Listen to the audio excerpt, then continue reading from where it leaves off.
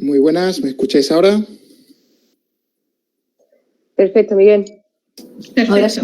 Vale, a la tercera va la vencida, además así hemos dado tiempo que se incorporen más compañeros a esta webinar que tenemos esta tarde. Y bueno, me presento, soy Miguel Infantes, voy a ser el maestro de ceremonias y un poco el conductor de esta tarde de, bueno, un poco de debate, porque básicamente queremos conoceros, queremos conocer qué talento quiere convertir en su profesión este oficio de DPO y de compliance.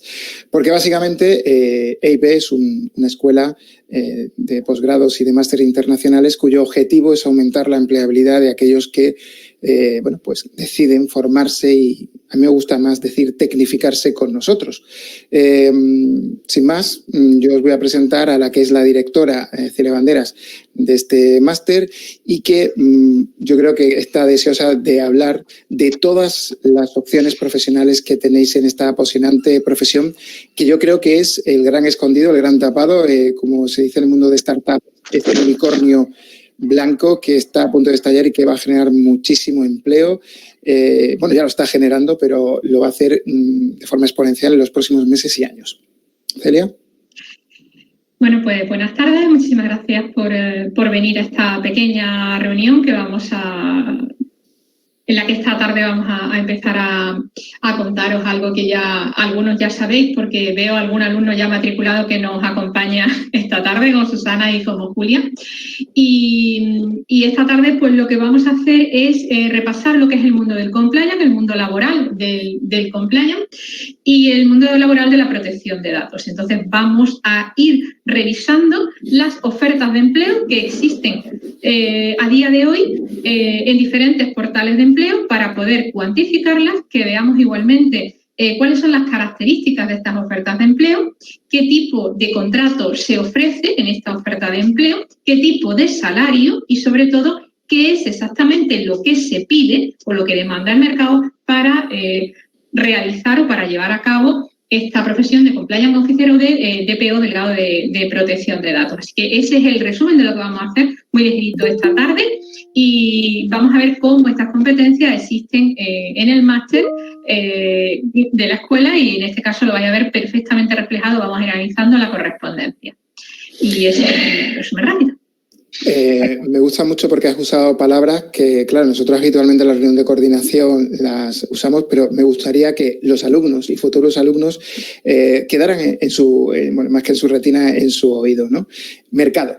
Este máster está elaborado, confeccionado y basado en lo que el mercado está demandando. Es decir, sí podemos presumir de que os vamos a capacitar para desempeñar puestos de trabajo concretos en empresas de distinto tamaño, de distinta índole y en distintos lugares, porque esta es una profesión que se beneficia de la globalización, es porque su ADN se basa y su esqueleto se basa en las competencias que el mercado demanda. Por eso Celia, a los 15 segundos de empezar a hablar y en su speech del máster, ya está hablando de la palabra mercado, porque es total y absolutamente inevitable.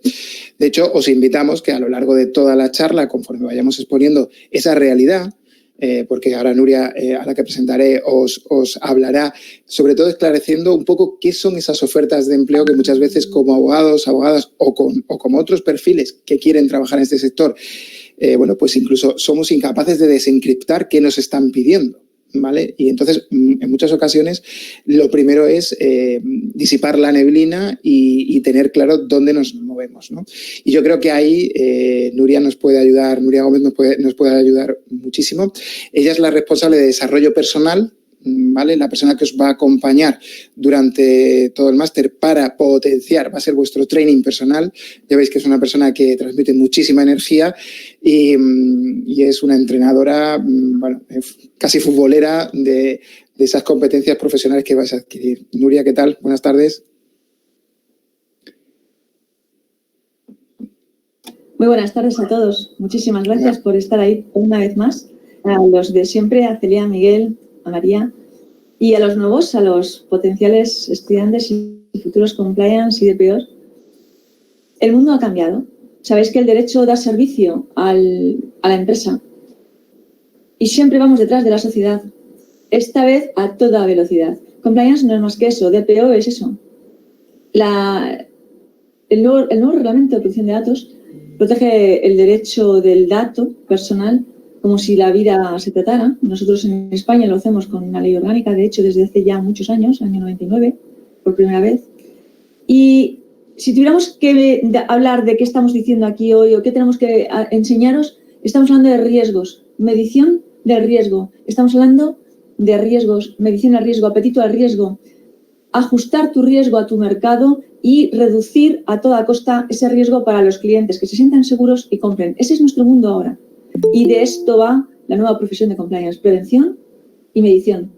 Y vamos a ver que el mercado lo está pidiendo. Hablábamos la semana pasada y es verdad que cuando te aproximas a nuevas ofertas de empleo, que las miras y dices, ¿y esto qué es lo que es? Esto es que no entiendo que me están preguntando. ¿Qué es esto que piden? Pero si en mi carrera no existían estas habilidades o asignaturas. ¿Y crees que estamos hablando solo de que no te han enseñado oratoria? No.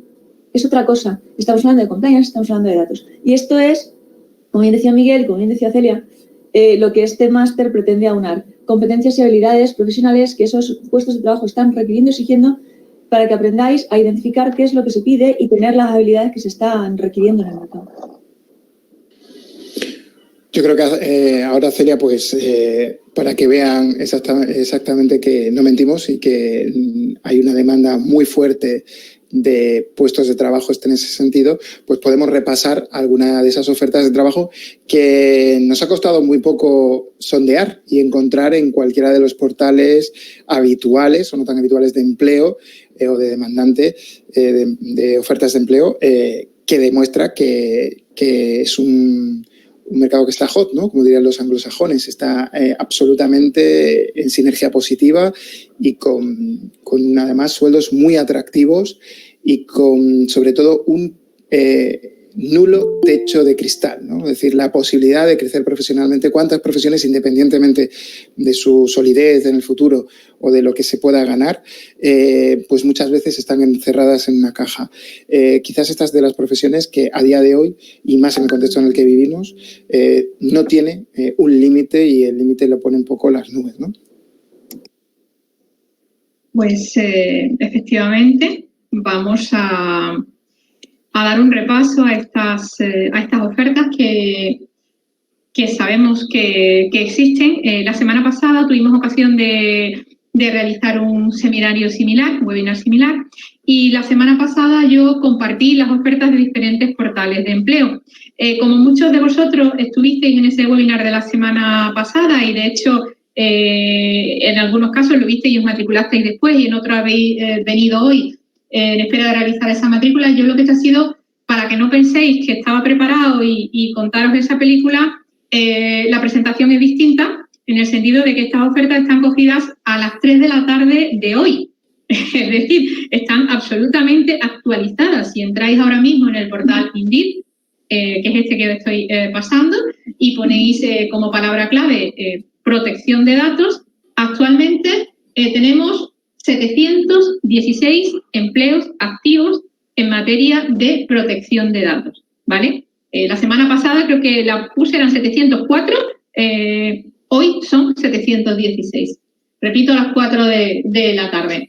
Igual la semana pasada teníamos 1.016 empleos de compliance, hace 2 horas teníamos 1.024 empleos de compliance, en este caso en el mismo portal, Indeed. Si en vez de aquí pasamos a otro, como por ejemplo Jubel, en Jubel, más claro imposible, hace 2 horas, marcando simplemente protección de datos sin marcar compliance y marcando un filtro que está muy claro, que son estos 7 días, ¿vale? Últimos 7 días, 2.445 empleos. ¿Esto qué quiere decir? Pues que no solo no se destruye, sino que se está generando empleo, ¿vale? En una situación en la que es especialmente difícil, aquí se genera empleo. ¿Por qué? Pues porque todas las empresas tienen que tener un DPO y en algunos casos, si bien por necesidad, en otros casos es una necesidad legal, hay casos específicos en los que tiene que estar esta figura, pues todo el mundo se está poniendo las pilas debido pues, a sanciones muy recientes que conocemos y que simplemente veis en los medios de empresas muy conocidas que no tienen DPO, o la última que surgió el día de ayer, pues una empresa que muy conocida aseguradora que además está obligada a tener un DPO y que decidió mandar un mail a personas que estaban en una lista Robinson. Esto le ha costado 40.000 euros a esta empresa.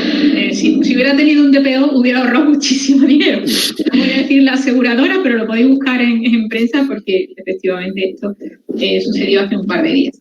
De aquí me gustaría pasar a ofertas concretas, a que viéramos realmente qué tipo de ofertas son las que el mercado demanda en relación con el tema de protección de datos y compliance. Y aquí voy a dejar también paso a Nuria, porque como veis en este tipo de ofertas que tenemos, por un lado estamos hablando de jurista especializado en protección de datos, en otros casos nos hablan de especialista en compliance, en otros casos de consultor de cumplimiento normativo, que también lleva protección de datos, con opción de teletrabajo. Si seguimos y hacemos un poquito más, tenemos técnico en compliance, técnico en contratación pública y compliance legal, especialista en compliance, en este caso IT compliance, más especialista en estas políticas. Sí me gustaría que vierais las características de este tipo de empleo: jornada completa, 24 a 30.000 euros brutos al año, contrato indefinido, jornada intensiva, 24 a 43.000 euros al año, jornada completa. Estos son anuncios del portal InfoJob, ¿vale? En este caso, pues es un compliance officer y DPO, que es una oferta típica. Esta es una oferta que hemos cogido porque me parecía ideal desde el punto de vista de la definición de competencias o delegado de protección de datos. Los salarios están ahí, los podéis consultar en InfoJob. Por eso he sacado que eran de InfoJob, para que se viera específicamente de dónde venían este tipo de salarios. Y antes de analizar este tipo de ofertas, pues me gustaría que Nuria comentara un poco este panorama un poco confuso de la nomenclatura entre compliance y DPO, para que sepamos, cuando están buscando licenciado en Derecho que realice este tipo de funciones, realmente a qué se están refiriendo. Te le dejo paso a Nuria, que ya lo comente. Sí, con gusto. Vamos a ver. Esta es una materia muy nueva, tanto una como la otra, que se está creando, te espero andando, y se está haciendo al amor de las empresas que están requeridas de estas obligaciones y que tienen a sus profesionales dentro y que están creando la materia o defendiendo las empresas sobre la marcha. Cuando tú ves distintos títulos aquí, estás leyendo dos tipos de cosas. Una parte estás hablando de compliance o cumplimiento, es lo mismo.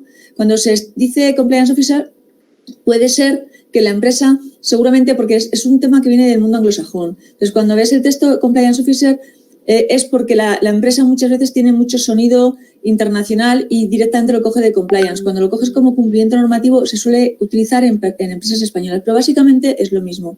Cuando ves compliance officer DPO, lo que ves, o lo que yo interpreto, es que es una empresa mediana, porque está buscando que un solo profesional le reserve las dos cosas. Hay ríos de tinta a propósito de si se pueden juntar o no. Por supuesto que se pueden juntar. Lo que no tienen que tener son funciones de el que investiga y el que audita, el que revisa, sea además que tenga funciones de negocio. Eso es lo que no se puede juntar, ¿de acuerdo? Pero cuando tú eres compliance officer DPO, puedes estar viendo que es una empresa mediana que junta los dos títulos en uno. Cuando lees delegado de protección de datos, seguramente es una empresa que está dentro del artículo 34 del Reglamento Europeo. Nos dice cuáles son los sectores que están obligados a tener DPO, que son los profesionales, los colegios profesionales, los docentes, entidades que explotan redes o que presten servicios de comunicaciones electrónicas, centros sanitarios, cualquier empresa que elabore perfiles, entidades financieras, por supuesto, empresas de servicio de inversión. Todas esas lo que buscan directamente es un DPO porque tienen la obligación legal de tener DPO. El resto del mundo, el común de los mortales, que no tiene la obligación explícita de tener un DPO, es más, no debe tenerlo, es mejor que no lo tenga, pero siempre debe tener un responsable de protección de datos. Entonces, si vas para atrás, Celia, por favor, un poco para mirar otros escenarios, lo que trato de transmitiros es que cuando ves la oferta, puedes saber solo con eso mucho de la información de la empresa que está pidiendo el puesto. Otros te estaban pidiendo a lo mejor técnico nada más, un técnico. Nuria, un par de preguntas mientras Celia nos pone esas otras diapositivas. ¿Ese suelo y techo que hemos visto de sueldos son realistas? ¿Tú que estás trabajando en activo en el mercado? Sí, vamos a ver. El mercado, partimos de la base que, por desgracia, en España el mercado está tirado. O sea, esto es así, esto es un hecho.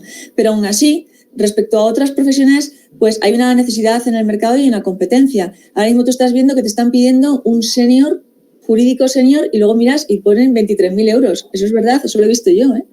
No vamos a decir que esto es así, no vamos a decir que en esta profesión se cobre más que en otras, porque el mercado está como está. Lo que sí es cierto es que tiene mucho recorrido, porque tú puedes empezar casi desde cero de analista de algo, es decir, analista de monitorizar uno de los riesgos que se revisan, por ejemplo, en una empresa grande, que se tienen que monitorizar N clase de riesgos, y tú entras de monitorización, de analista del riesgo de una cosa muy concreta, y tienes el recorrido hasta llegar a ser el Chief Compliance Officer.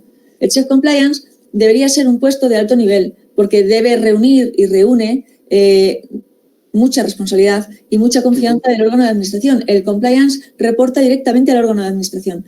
Entonces, lo normal es que sea un órgano directivo. Eso es así. ¿Qué pasa? Hombre, obviamente nosotros no vamos a entrar directamente siendo los jefes de las empresas. Espero que no, esperemos eso, pero tenemos que aspirar a llegar a ello. O sea, nosotros seremos los compliance officers, el Chief Compliance Officer, por supuesto, de todas las empresas, porque no podemos planteárnoslo de ninguna otra manera, porque lo que sí es cierto también es que en esta profesión se curra mucho, tanto en la de compliance como en la de DPO, porque eres el referente, eres el evangelizador, tienes que decirle a la gente lo que no entiende, no sabe y no conoce. Muchas veces dentro de la empresa hay que hacer un trabajo transversal de no es controlar a los compañeros, es cultura de compliance, es compartir con los compañeros, enseñarles lo que hay, hacerles comprender. Mirad, el mundo ha cambiado. El mundo ha cambiado, significa que el fraude está por todas partes, y es la reducción del fraude y la reducción del riesgo legal lo que hay que gestionar. Pero la gente, sobre todo en países como España, no somos conscientes de lo cerca que tenemos. El fraude lo tenemos en la mesa del lado. Si supiéramos, esto cuando se lo dices a los CEOs de las compañías, a los consejos de administración, muchas veces se ofenden y hay que tener mucho cuidado, como se lo dices. Si un CEO supiera que tiene una manzana podrida, la expulsaría del cesto, pero es que la mayor parte de las veces no es consciente de que tiene manzanas podridas en el cesto. Una pregunta. Nos pregunta Alberto Rosado, que si quieres entrar en cualquier momento por micrófono o con cámara, nos lo dices. Si hace falta inglés o es imprescindible, que yo creo que también nos da pie a empezar a hablar también de las competencias que hay dentro de esas puestos de trabajo, y que veréis reflejados directamente en la constitución de las unidades del máster. ¿Es necesario tener un alto grado o manejo del idioma inglés? Vamos a ver, yes, of course. Si quieres llegar a ser el Chief Compliance Officer, no tienes otra. Es decir, en España no es necesario trabajar en inglés para ser compliance. Compliance es compliance porque viene del mundo anglosajón, pero dependerá de la industria a la que te quieras dedicar. Pero obviamente, si aspiras a ser el jefe, el mundo es global. Las empresas españolas se han internacionalizado. Eso es un hecho cierto. Y si te ves en un mapa de riesgos que tienes una pata de internacional, o que estás dentro de una empresa que tiene la sede en China, ¿cómo no vas a hablar inglés? Ahora, si quieres, te espero andando. Te lo vas planteando. Pero necesariamente para trabajar en inglés, no. En trabajar en inglés, por ejemplo, en una farmacéutica, el compliance officer de una farmacéutica, seguramente la mitad de sus cosas estén en inglés o tenga que darlas en inglés. El compliance de una empresa industrial o tecnológica a una aeroespacial, obviamente. Pero los demás, en ese mundo de España, de empresa mediana, pequeña, no. No. Mirad, aquí tenemos ya lo que veíamos, lo que me preguntabas antes de los distintos perfiles. Jurista especializado en protección de datos. Aquí lo que están pidiendo es que sea un abogado el que se sepa la parte tech. Esta es una empresa pequeña. Mira, ¿ves? Carver, consultores SLE. Esto lo que significa es una empresa pequeña o que tiene una rama específica en lo que quiere es una consultoría. Hablábamos, y Miguel me provoca para que hable de otras cosas. Una cosa es un consultor, por ejemplo, yo soy un consultor externo. Otra cosa puede ser un jurista interno dentro de la compañía. El jurista de la casa es el que lleva la parte de compliance. O puede ser un compliance expresamente, un órgano aislado como debería. En esta página estamos viendo dos ofertas de consultor externo, y otra de specialist compliance, que veis, una internacional, Vodafone, una gran compañía. Y por supuesto te lo está pidiendo directamente en inglés, y seguramente si entras en la oferta está en inglés. Hay muchas ofertas que están en inglés.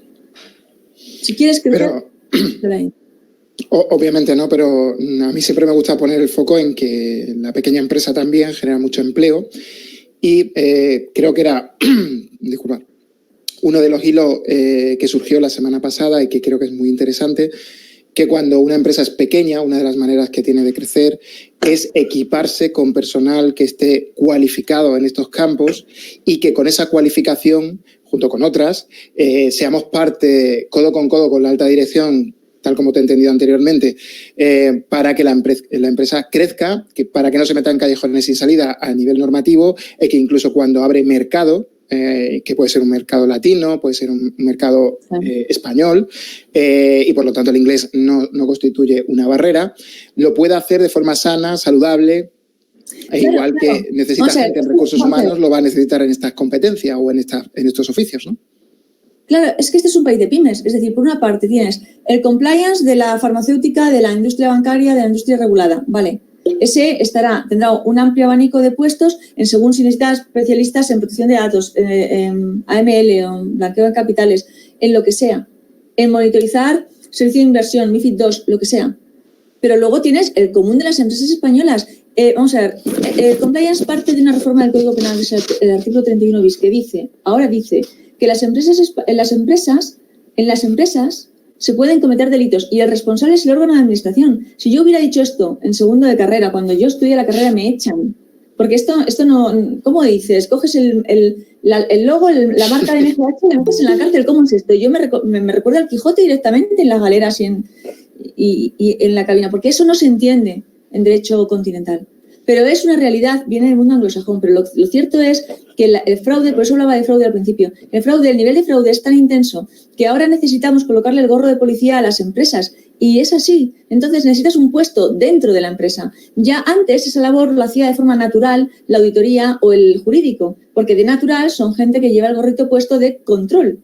Pero el control ha saltado las fronteras del jurídico y de la auditoría. Tiene que ser controlado, tiene que haber una prevención del riesgo de comisión de delitos, porque ahora el responsable de que no se cometan es directamente responsable penal el órgano de administración.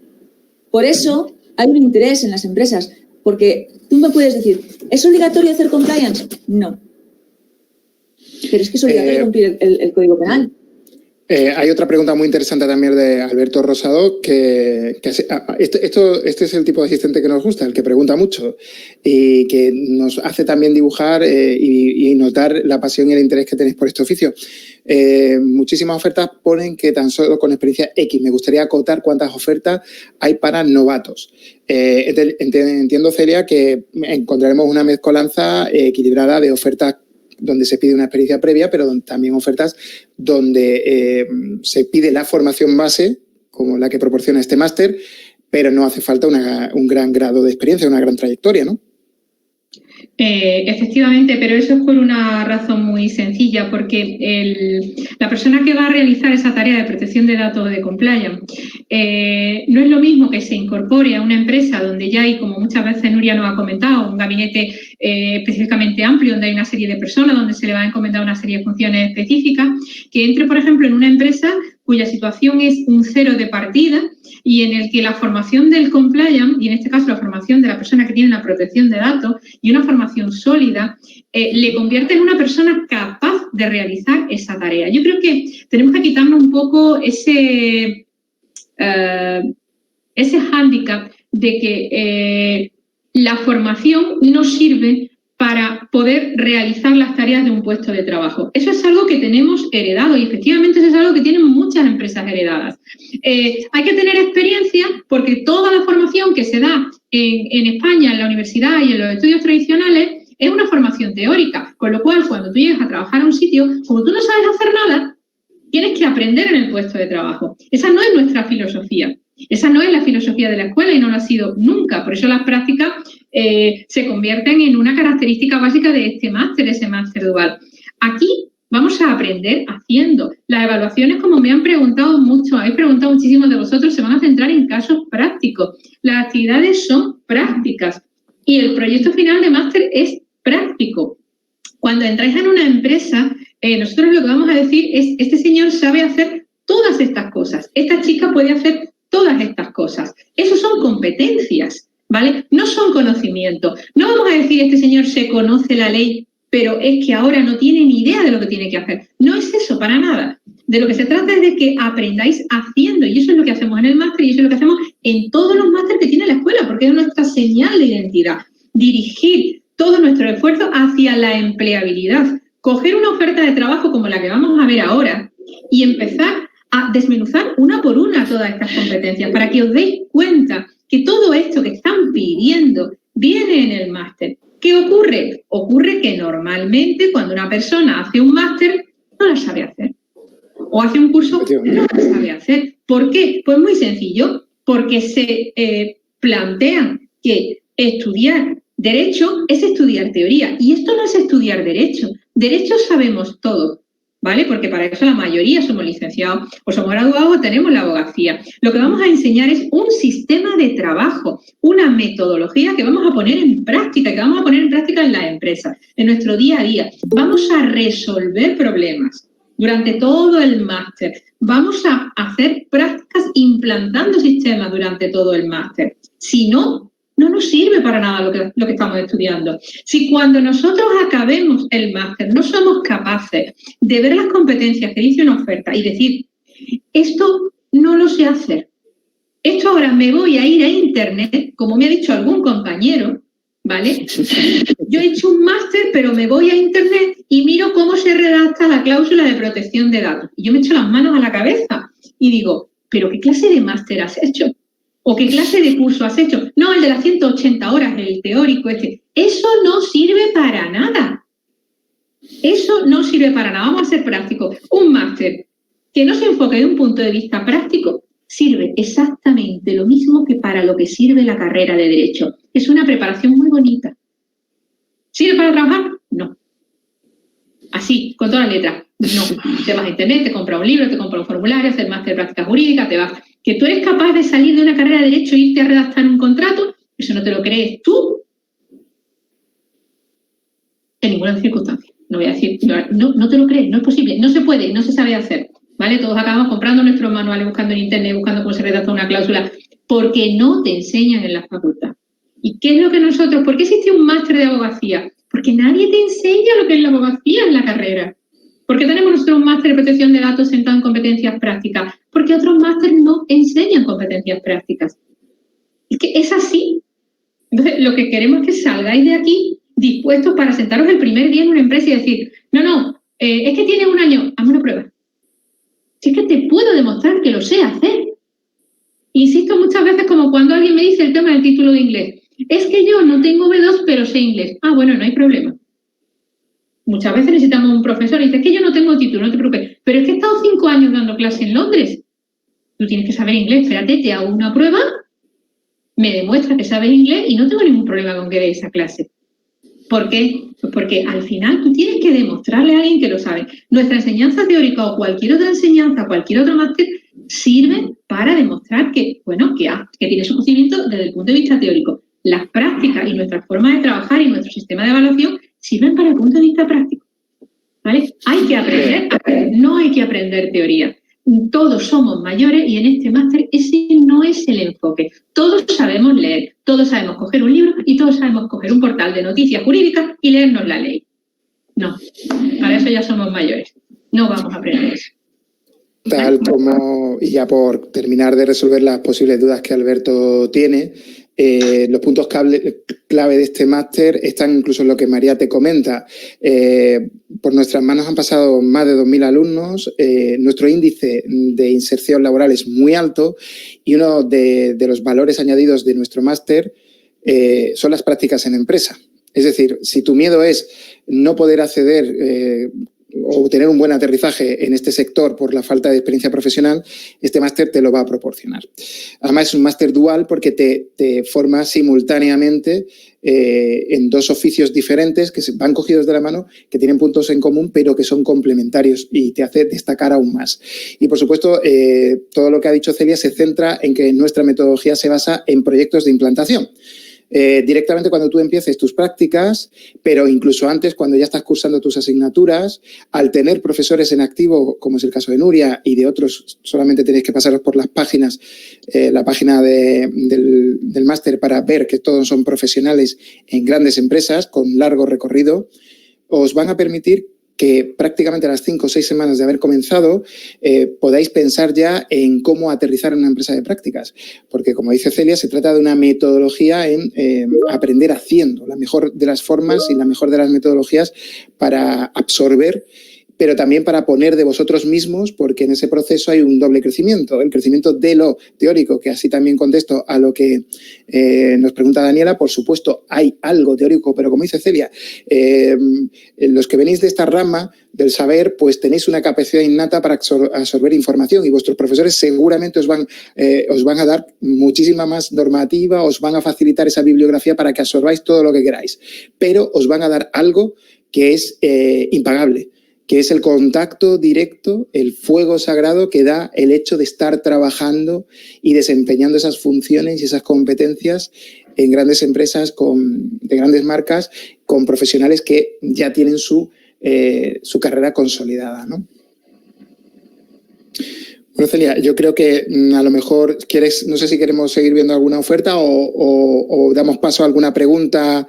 Bueno, María lo decía, me da vergüenza a veces decirlo, pero es cierto, tenemos el 95% de inserción de las prácticas profesionales, ¿vale? O sea, muy mal lo tenéis que hacer para que unas prácticas en una de nuestras empresas de las que tenemos grandes marcas a nivel nacional e internacional no se quede con vosotros, ¿vale? De todo, Primark, Repsol, IKEA, un montón de empresas que os pueden inspirar o pequeñas empresas que pueden ser vuestra rampa de lanzamiento para una buena carrera profesional, ¿no?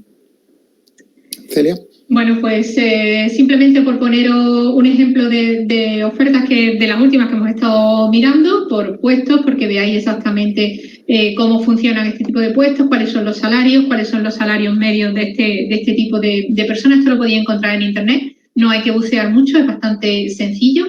Y lo único que sí quiero centrarme ahora es en mirar, en este caso, una oferta de trabajo muy concreta que me gusta mucho porque es muy representativa de lo que son las ofertas para este tipo de puestos. Es muy, muy exacta. Esta es la típica empresa que quiere tener un 2x1, es decir, que antes se buscaba un DPO o un compliance y ahora se busca un 2x1. ¿Por qué? Pues porque tenemos una base jurídica que es la base de esta profesión y en este caso lo que vamos a aprender es una metodología de vigilancia, tratamiento y prevención de riesgos que se va a utilizar tanto para el tema de la protección de datos como para el tema del compliance. Entonces, he sacado una oferta tipo de InfoJobs, en este caso, que dice claramente, reportando directamente al director general. Es decir, no está usted en el puesto administrativo. Usted, su contacto, como ya dijimos aquí la semana pasada, es directamente Consejo de Administración o consejero delegado. ¿Por qué? Porque es un puesto de alta jerarquía en la empresa. Va usted a ejercer el cargo de Compliance Officer y el cargo de DPO. ¿Y qué le vamos a pedir? Pues le vamos a pedir las dos cosas. Le vamos a pedir que sea usted compliance y además que lleve usted la protección de datos, porque para eso tiene usted capacidad para implantar dos sistemas que son casi paralelos, ¿vale? Y en los que hay que hacer pues una serie de tareas. Yo he señalado aquí diferentes tareas. El que quiera esta presentación simplemente tiene que pedirla. Os la vamos a pasar a todos los que la solicitéis. Y esta es una oferta real. Y pongo, por ejemplo, pues este ejemplo de tareas, pues son implementar las políticas y los procedimientos de compliance en la administración, identificar los riesgos, dar soporte a las políticas, asegurarse que la empresa cumple con la normativa, hacer auditoría, redactar las políticas, llevar la protección de datos, los derechos ARCO, asesorar en materia de blanqueo de capitales, prevención del terrorismo, actuar como enlace ante la Agencia de Protección de Datos o ante el caso específico del sistema de blanqueo de capitales, planes de prevención de delitos, prevención del soborno, prevención de la corrupción, los programas de compliance. Estas son las típicas ofertas, las típicas competencias que necesita cualquier oferta de compliance y protección de datos. Aquí las he resumido exactamente como ofertas más o menos principales, como características principales, ¿vale? Y se puede ver perfectamente cómo se resume un poco lo que yo he ido diciendo simplemente que tenía la oferta, el asesoramiento, los procedimientos, los canales de denuncia, el blanqueo de capitales, la auditoría, la indicación de riesgo, monitorización y seguimiento. ¿Qué es esto? Lo que pide el mercado, lo que piden las ofertas, lo que hay que saber hacer, lo que tenemos que saber hacer para poder trabajar, ¿vale? ¿Esto está basado en una legislación? Sí, la legislación la aprenderemos, pero es que necesitamos saber hacer todo esto. Si no sabemos hacer todo esto, de poco sirve un máster en compliance o un máster en protección de datos. Sirve de nada, para tener un título que no sirve absolutamente para nada.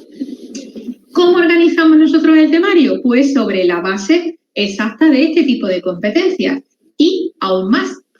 ¿Qué competencias vas a adquirir en nuestro máster en materia de protección de datos? Pues vamos a ver todas las que hemos estado viendo y además tendremos más.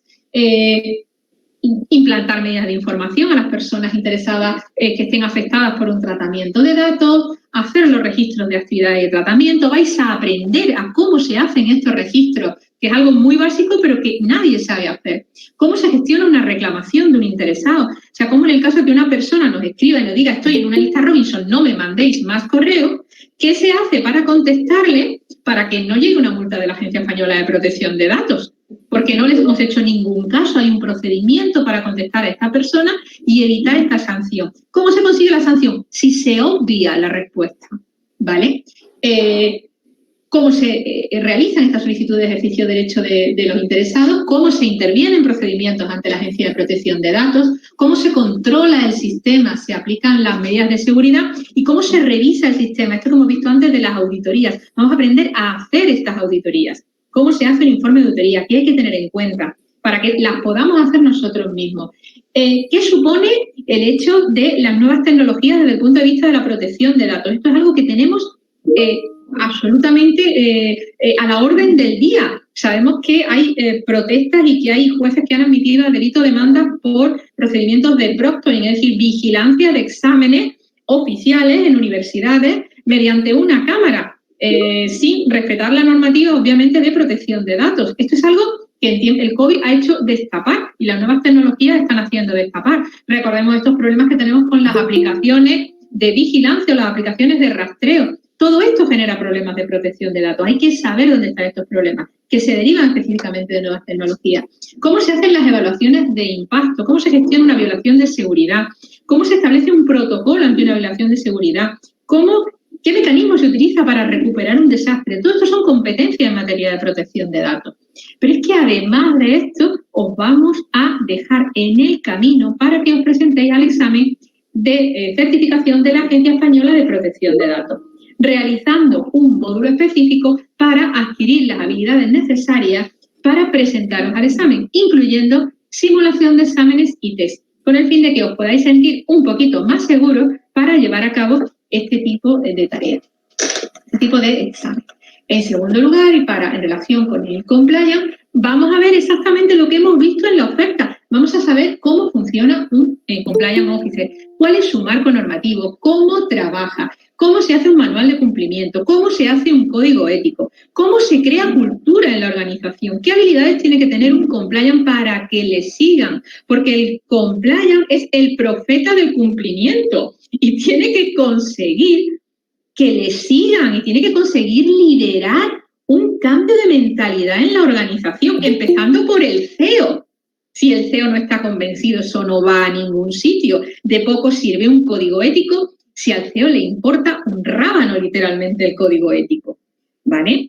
Tiene que crear cultura, tiene que hacer entender su papel, hacerse valer y, obviamente, tiene que trabajar en una empresa que entienda esto. Si no, mejor dimitimos y nos vamos.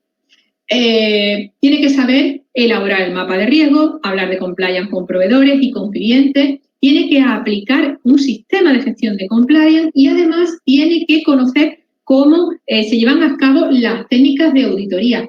Tiene que saber implementar un canal de denuncias, que al fin y al cabo no es más que un mecanismo de control del sistema.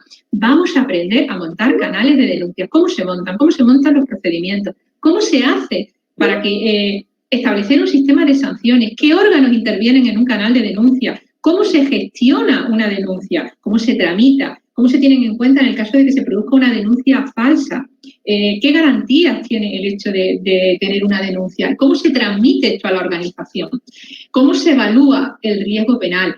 En materia de compliance financiero y tributario, importantísimo para el sector bancario, que es además una de los grandes nichos de mercado del compliance, es donde más compliance se contratan en el sector bancario. Sé que muchos venís de banca y que estáis interesados por el compliance precisamente porque sabéis que hay trabajo en banca, es donde más se contratan compliance. Asesoramiento, puesta en marcha y cumplimiento de protocolos para normativas de prevención de capitales, financiación del terrorismo, mecanismos o sistemas de conoce a tu cliente. Es decir, el banco hoy en día se pregunta cada vez que una persona entra por la puerta, cosa que antes no preguntaba, de dónde viene el dinero que le trae y cuál es la procedencia de ese dinero. Hemos pasado de comerciales que te llamaban para que abrieras una cuenta a entidades bancarias que te piden una referencia de otro cliente para poder abrir una cuenta. Esto ha cambiado. Eso sabéis que es así. Es que cuesta trabajo, pero esto aquí en España lo vivimos ahora, hace unos años, en otros países o en Reino Unido tú ya tenías este problema. Ibas a abrirte una cuenta y te decían que no. Y decía, oye, que en estos países no te dejan abrir una cuenta, en España es muy fácil abrirse una cuenta o que te den una tarjeta. No, las cosas están cambiando. Y una de esas causas es ese tema de blanqueo de capitales. Vamos a aprender a establecer políticas anticorrupción en la organización y políticas de prevención del soborno.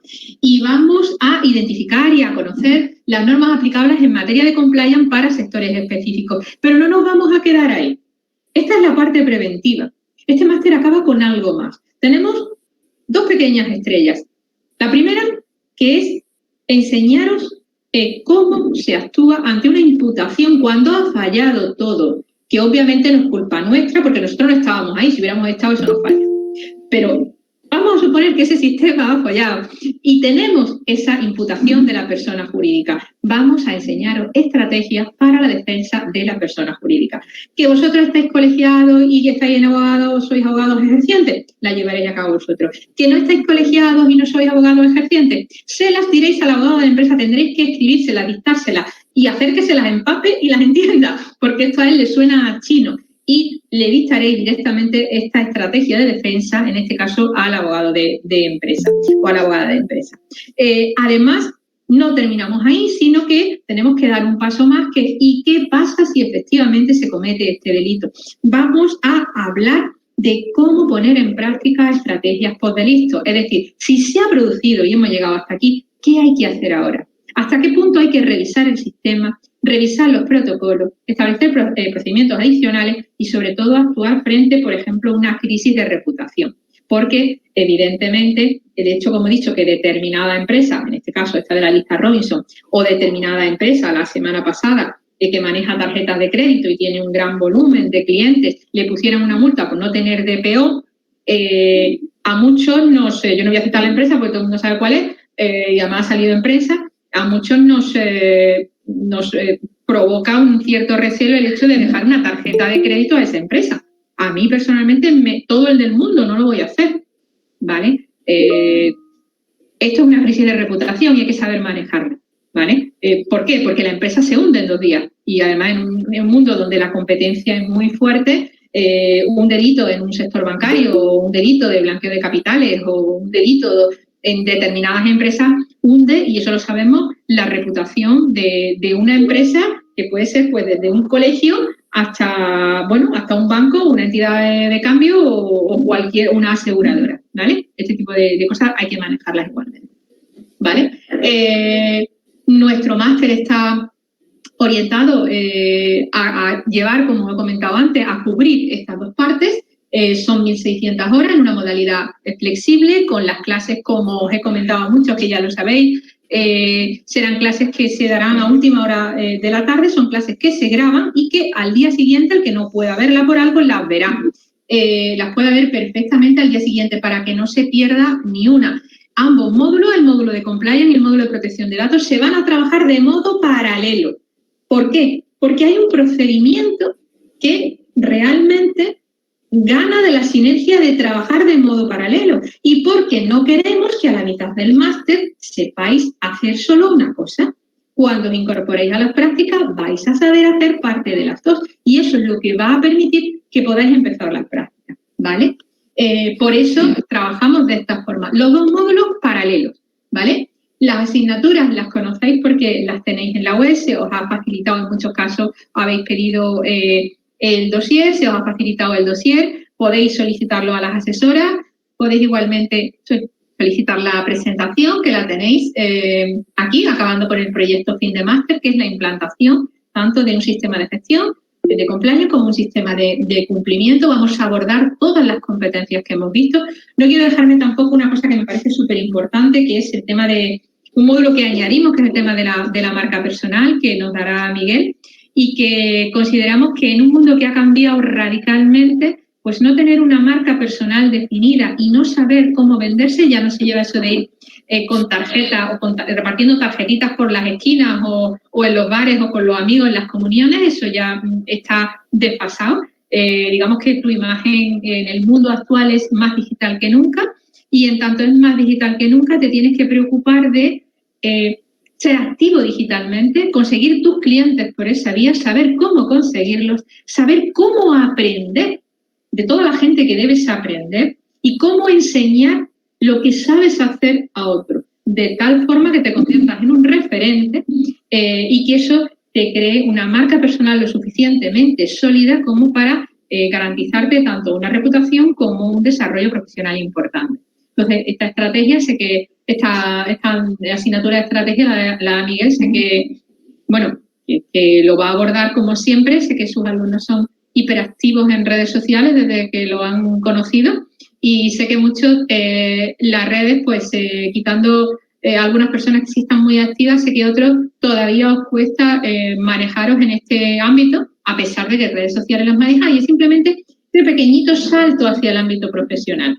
Es algo que ya hacemos en otras vías y ahora vamos a cambiar el Instagram por un Instagram profesional, el Facebook por un Facebook profesional y el LinkedIn por un escaparate de todo lo que sabemos hacer, todo lo que hemos hecho y todo lo que estamos haciendo. Y por supuesto, en nuestro proyecto. Yo creo que antes de hablar de esa parte que doy hoy, tenemos unas preguntas interesantísimas que Alberto se está ganando todos los puntos hoy y tiene varias preguntas interesantes que yo creo que deberíamos contestar porque además creo que son muy ilustrativas del contexto de estos dos oficios. Seguramente a los demás personas que tenemos al otro extremo de la línea les pueden resultar interesantes. Nos pregunta sobre cuál es la entidad que certifica el título de DPO, que las prácticas son presenciales u online, siendo el primer... bueno, si queréis, vamos contestando una a una más que leyéndolas.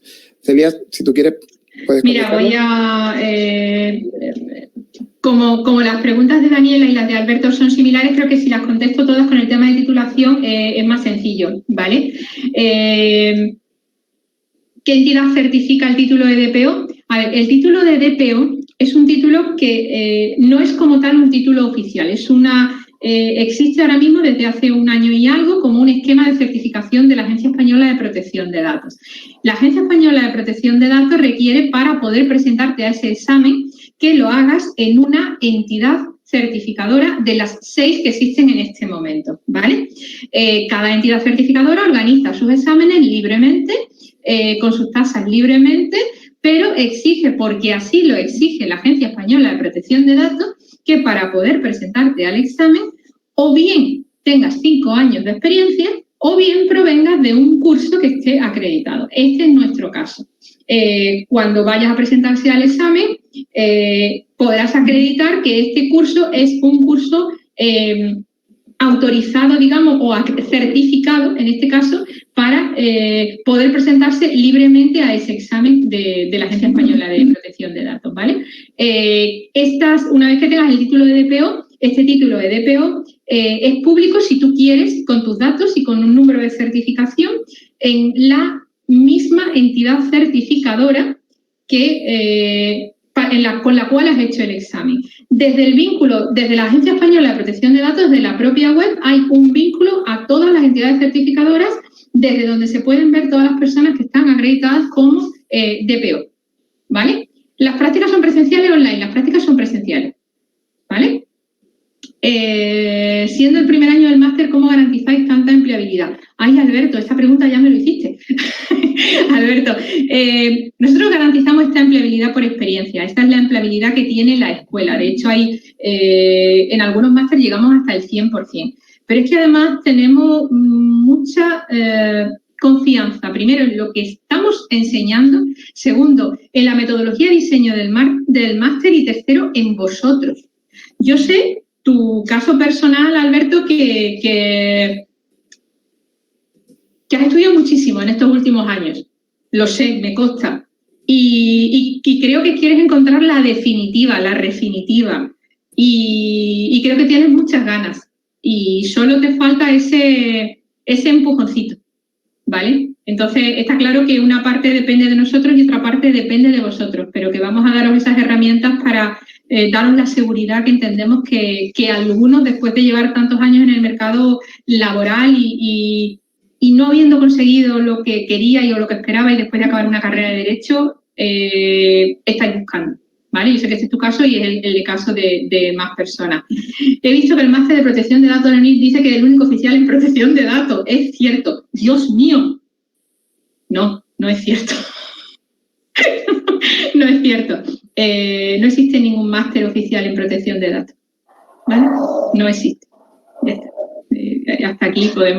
Hasta aquí podemos leer. No existe. Los cursos que existen son cursos certificados. No existe ningún máster oficial, porque no son enseñanzas oficiales, son títulos propios en este caso, y no existe ninguna carrera de protección de datos y no existe ningún máster oficial, ¿vale? Daniela dice si necesita la certificación oficial para trabajar. Mira, Daniela, no se necesita la certificación oficial para trabajar. ¿Vale? Esto me lo habéis preguntado muchas veces y es algo que yo muchas veces lo digo, igual que decía con el tema del título en inglés.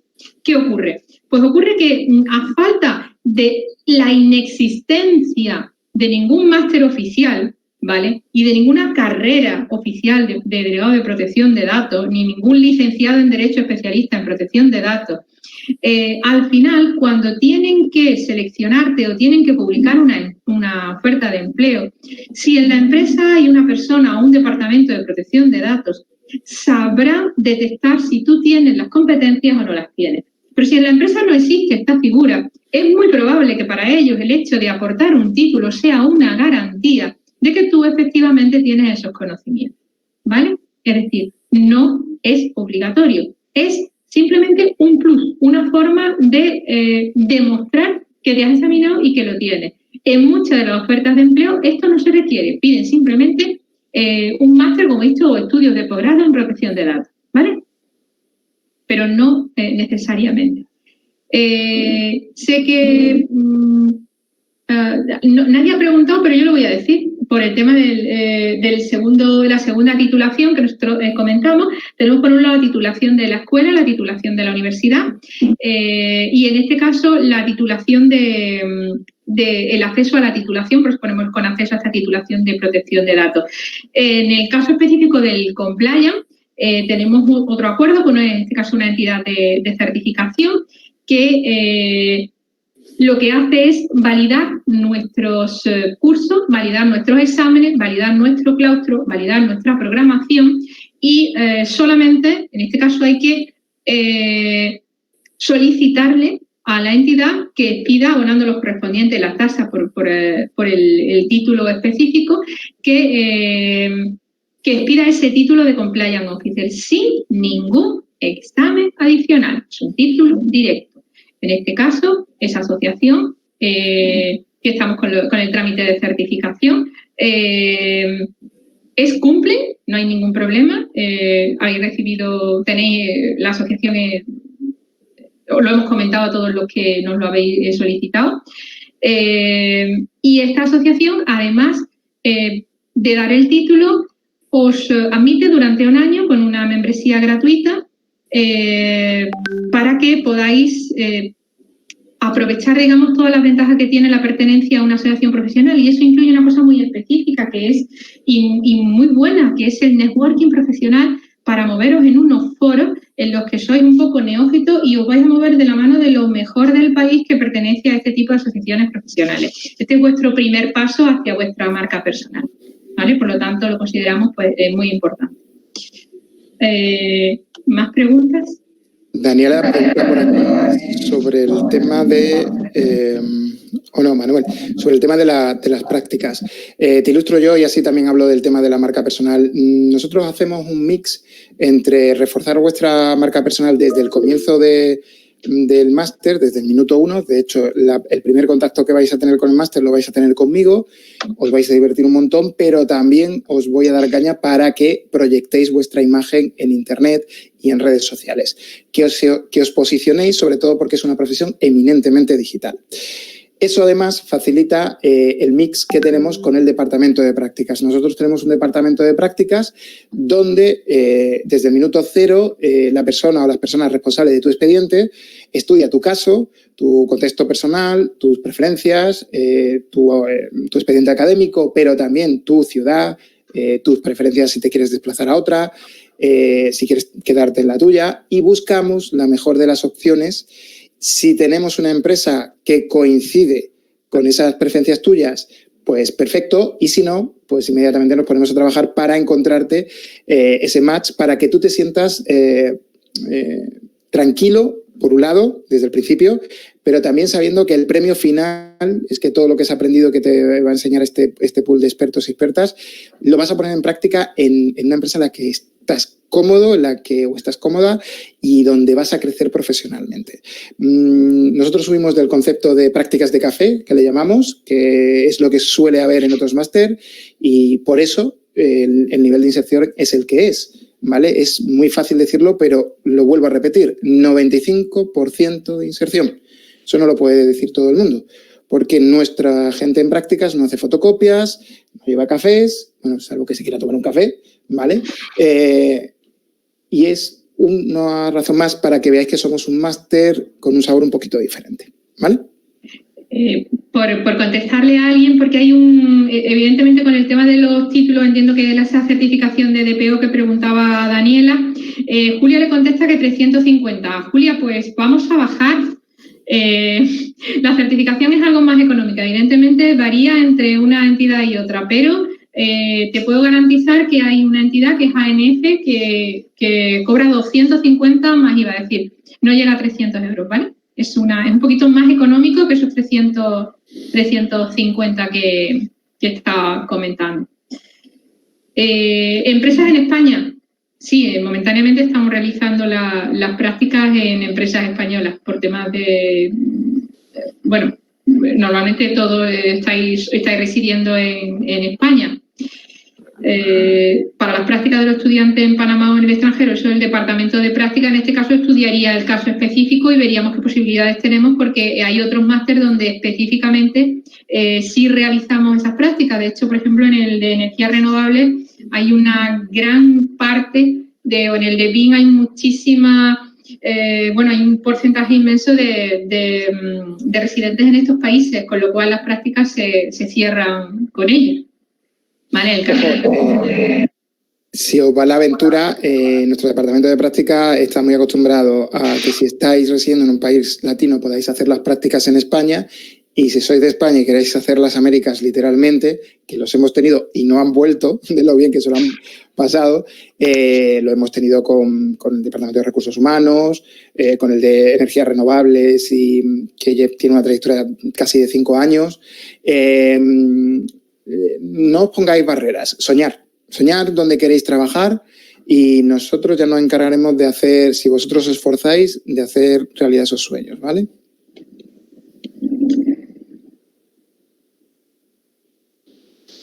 Bueno, pues como dice María también, pues tenemos prácticas, pues es que yo es que no me las sé porque son tantas que dejé de contarlas. Al principio teníamos un marcador en la oficina y decíamos, tenemos acuerdo con Resol, tenemos acuerdo con Primer, pero ya es que no nos impresiona porque son tantas que yo ya ni las sé. Hemos superado el centenar, y en España, en Latinoamérica, fuera de España, en la Unión Europea también. Obviamente el contexto que tenemos ahora es muy complicado, pero nosotros seguimos gestionando prácticas, ¿vale? Somos una empresa de ADN digital, tenéis y es una profesión eminentemente digital, y no penséis que esto que está pasando a nosotros nos va a parar, ni a vosotros tampoco, ¿vale? Podréis tener entrevistas virtuales con empresas aunque no os tengáis que desplazar. Es decir, hay miles de soluciones.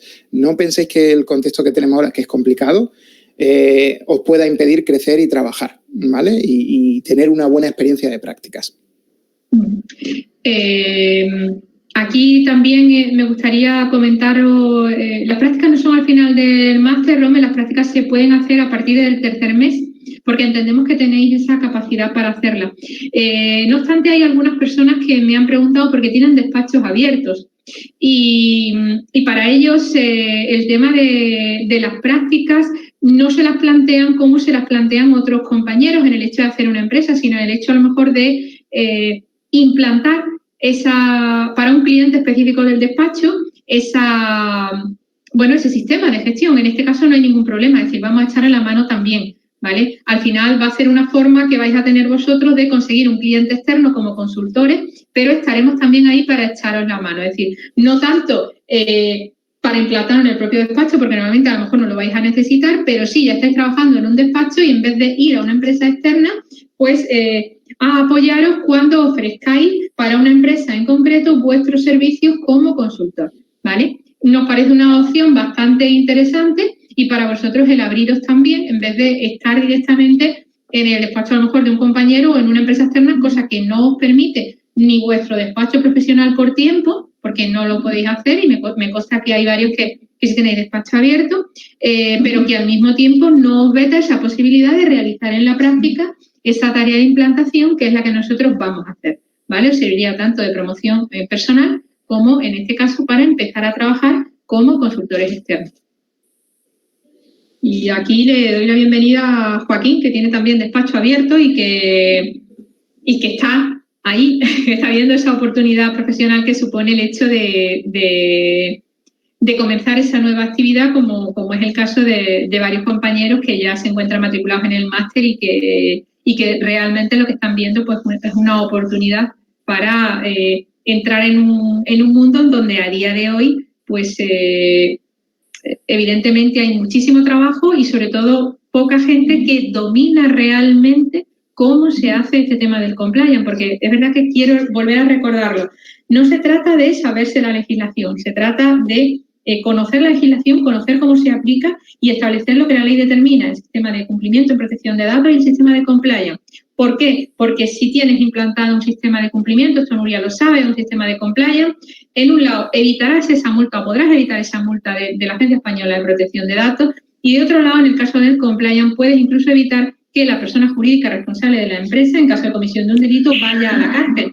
Por eso los bancos tienen tanto cariño por contratar compliance, porque ninguna persona jurídica, ninguna tiene un responsable que quiera pasar por la cárcel, básicamente. Os invitamos a aquellos que no hayáis hecho ninguna pregunta a que la hagáis porque, somos casi 25 y solamente 4 o 5 de vosotros se ha atrevido a hablar. No seáis tímidos ni tímidas, que al fin y al cabo tenéis formación en abogacía y sabemos que los abogados no sois precisamente tímidos. Así que preguntar todo lo que queráis.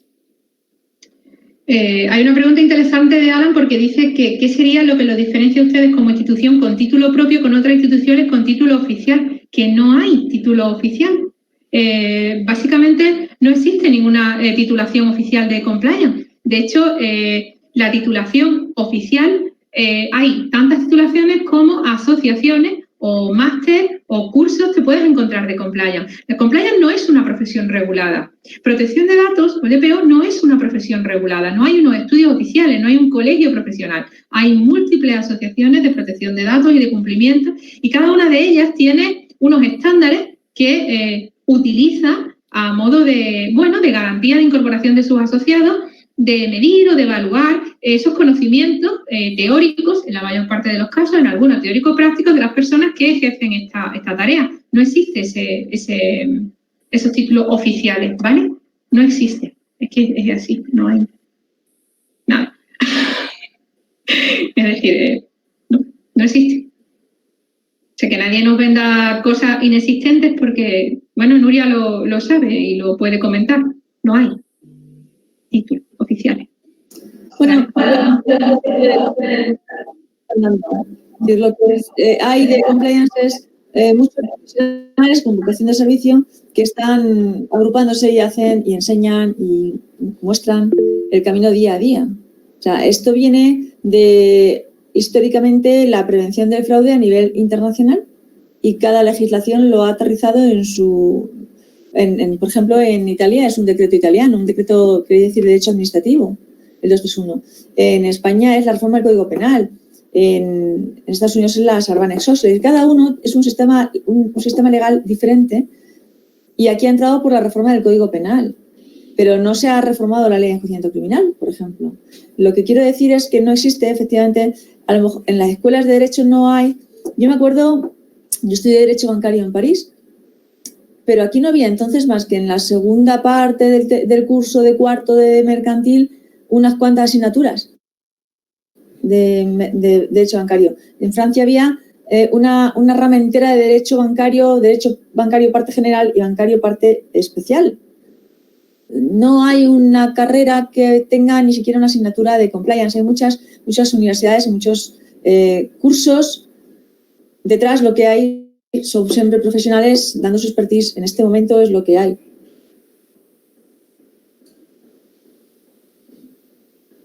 Bueno, efectivamente me gustaría, recordando un poco lo que comenta Nuria, Joaquín pregunta, Joaquín entra un poquillo después y entonces ha perdido el resto de la conversación. Comenta si hay acceso a alguno de los certificados de las asociaciones. Sí, Joaquín, en concreto a la titulación de Compliance Officer que da la Asociación Española de Cumplimiento, CUMPLE.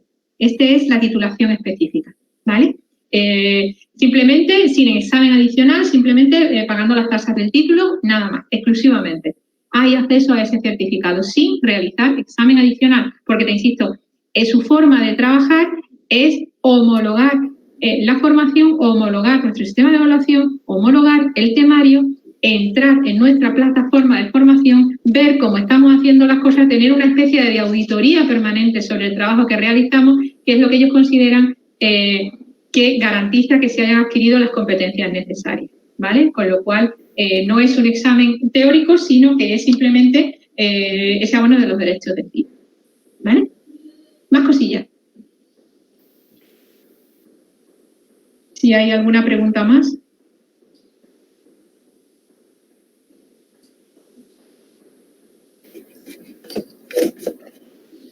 Hay una pregunta sobre el sector bancario, ¿no? Sí. Es igualmente solicitada en el sector asegurador. Claro. Sí, bueno, eso te puede contestar perfectamente Nuria.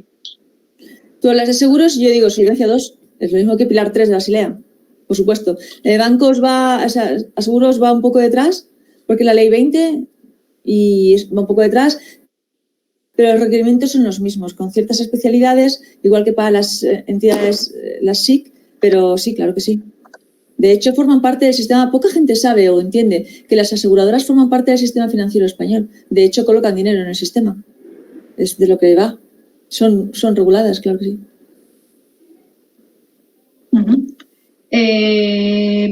Nos preguntan si las prácticas son optativas o obligatorias para finalizar el máster. Las prácticas tienen carácter optativo, ¿vale?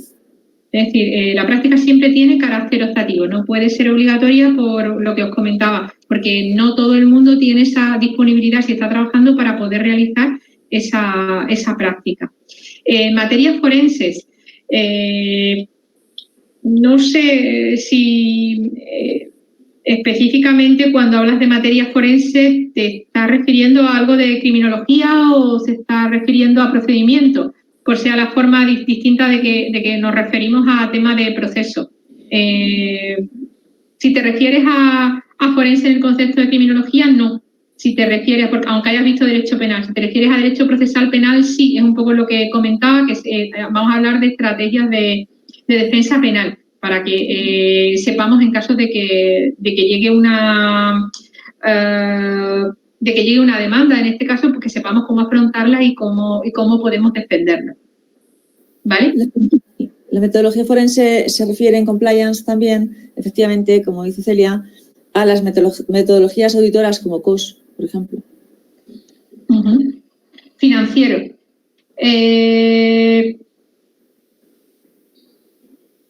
Auditoría forense. se refiere efectivamente a la auditoría. Vamos a ver, cualquier sistema de compliance, al final, se tiene que someter a un sistema de auditoría propia. Si tú tienes que ver, estás implantando un sistema, tienes que ver si funciona. En las reguladas y en las empresas que tienen obligatoriamente departamento de auditoría, el departamento de auditoría también audita el departamento de compliance. Es uno más, por supuesto. Pero cuando hablas de auditoría forense te estás refiriendo a sistemas de metodología COS, metodología auditora, que no solo es COS, metodología de auditoría, nada más. No estamos hablando de penal, de forense y de abrir muertos, no es eso, es otra cosa. No, tampoco forense en cuanto a... forense por procesar penal, que puede ser. No es eso y tampoco es oratoria. Se refiere a metodología auditora, sistemática. Uh-huh. Vale, en el caso de financieros sí te contesto que sí vamos a tratar temas de compliance financiero, específicamente todo el tema de prevención de blanqueo de capitales, de prevención del terrorismo, de paraísos fiscales, de toda la normativa relacionada con los informes que hay que presentar ante organismos internacionales por derivada de estos procedimientos, de estas exigencias que tiene el sector bancario. Efectivamente, investigaciones sobre corrupción y fraude financiero. Ahora sí, te entendemos, Romer. Sí, específicamente hay una asignatura concreta para el tema de corrupción y fraude financiero, específicamente.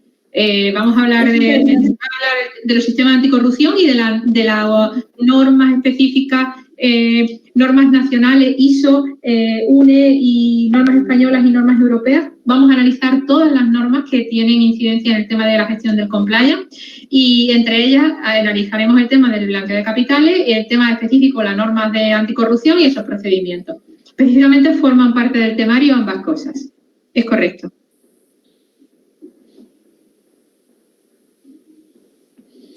Muy bien. No sé si hay alguna pregunta más. Me encanta. Es una lástima que estas conversaciones se pierdan porque tienen preguntas muy interesantes. Susana preguntaba lo que costaba ese título de la Asociación Española de Cumplimiento. Recordaros que estos títulos no son obligatorios, ¿vale? Simplemente es un plus que nosotros ofertamos porque el título del máster siempre lo tenéis, ¿vale? Para aquellas personas que prefieran no realizar, o tener un título adicional al título del máster, en este caso creo que son unos 240 euros aproximadamente, ¿vale? Pero ni es obligatorio realizarlo en este momento, ni es obligatorio tenerlo al final, porque ya vais a tener una titulación que es la de la escuela, ¿vale? Es simplemente el que quiera un plus por tener otro título más. Sí, Rommel, ¿está contemplada la nueva ISO? Sí, está contemplada, en este contexto, está contemplada la norma antigua y esta nueva ISO 3701, porque, como sabes, esta norma tiene una diferencia con respecto a las normas antiguas, que además es una norma certificable, ¿vale? Y eso lo sabe también Nuria, que está muy puesta al día del tema de las normas. Sí, efectivamente. Tenemos un experto en auditoría de una entidad española de certificación que va a examinar tanto las normas antiguas, la que viene a sustituir a la que sustituye esta norma que va a salir a final de año, concretamente esta ISO 37301, está previsto, si no recuerdo mal y Nuria me corrige, para diciembre, ¿vale? Sustituye a la antigua. Y vamos a ver aparte pues 4 normas más, ¿vale? De temas de prevención de capitales, de sistema de gestión de compliance, la normal, la que se utiliza. De hecho, todo el procedimiento de gestión y todo el temario que se refiere a la asignatura más grande que supone el grueso de la implantación del sistema de gestión está basado en la implantación sobre la base de la norma, ¿vale? Es decir, absolutamente construido así, ¿vale? Con lo cual va a ser muy útil porque vais a aprender la norma, pero al mismo tiempo y paralelamente vais a aprender el sistema conforme se procedería a auditar y conforme se procedería a construir. ¿Puedo tener complicado realizar el trabajo fin de máster si no resido en España? No, Daniela, porque esto es lo mismo que hemos comentado antes. O sea, el trabajo fin de máster está muy vinculado al tema de la práctica y no vas a tener complicado realizar ese trabajo fin de máster. En este caso no. ¿Vale? No sé por dónde voy ya. ¿Cuál sería la diferencia principal entre hacer este máster en compliance y hacer el curso ISO como auditor? Muy importante, Alan. Mira, en nuestro caso, no sé si sabes que hay, lo había comentado, hay diferentes asociaciones de compliance en España y de hecho hay una que es la UCA que tiene un título específico de auditoría, ¿vale? Un curso de auditor. Ese curso estudia las 3 o 4 normas que existen de auditoría en materia de compliance.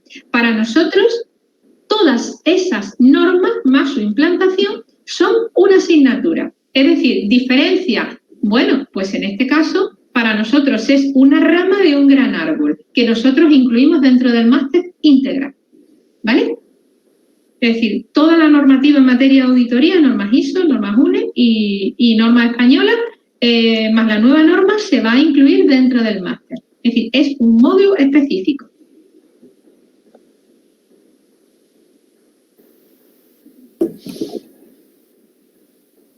Perfecto, pues no sé si tenéis alguna pregunta más, que no hemos ido ya, que no suele pasar a más de la hora de webinar, lo cual es bueno porque significa que ha sido interesante. Y si no tenéis ninguna pregunta, pues nada, darle las gracias a Nuria y sobre todo a Celia, porque yo creo que una vez más hemos demostrado el fondo y la forma tan interesante, tanto en contenido como en contenido, que tiene este máster para todos los que queréis trabajar en el sector, ¿no, Celia? Sí, bueno, yo quería resumir por lo menos en una pequeña pantalla, ya que todos tenéis acceso al máster, todos sabéis cuáles son los docentes y están en la página web y los podéis ver perfectamente con enlace a su LinkedIn y todo.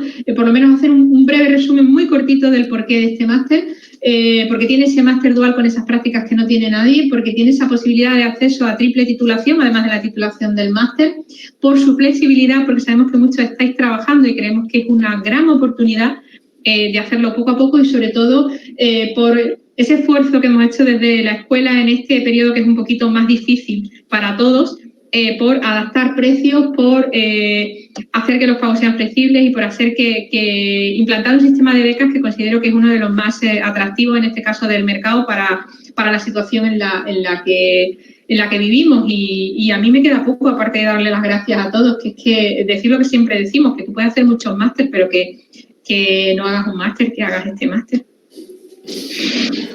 Muy bien, pues muchísimas gracias a todos y a todas por estar al otro lado. Recordar que si tenéis alguna duda tenéis a nuestro equipo de asesoramiento académico a vuestra disposición para resolver cualquier duda de cualquier carácter, tanto en temas de pago como en temas de metodología, como en temas de ejecución de prácticas, etcétera, etcétera. ¿De acuerdo? Pues nada, ha sido un placer. Muchas gracias, Nuria. Muchas gracias, Celia. Y nos vemos en el próximo webinar. Espero encontrarme a muchos alumnos y competidores en el futuro. Un saludo a todos y todas. Hasta ahora. Adiós.